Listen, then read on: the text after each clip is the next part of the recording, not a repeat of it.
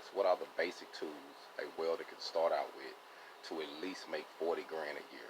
40 grand, that's small. And I'm going to show you the basic tools that I think you could use to make you at least 40 grand a year. Let me show you this. I want to show it to you before I explain it to you. This is a welding hood. You want to make sure that you get you one that got most of the settings in it. This is actually a Miller Classic. Not very expensive at all. You know, you can probably find you one for between $75 and $100.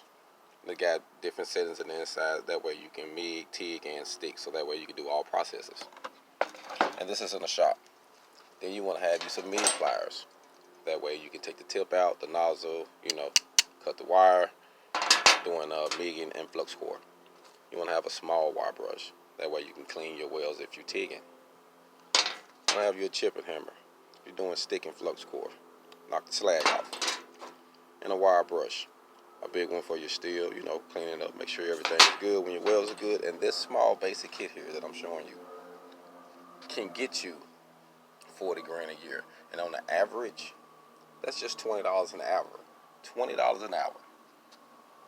That's these basic tools just to get you started. You can use that money to invest in your independence, but you can use this basic tools and you can buy all of this used. You can spend under $100. Under $100 you can get all of this used, and you can make at least 40 grand a year. Use half of that money, best in your business, or at least a third of it, 10,000. Best in your business and go from there.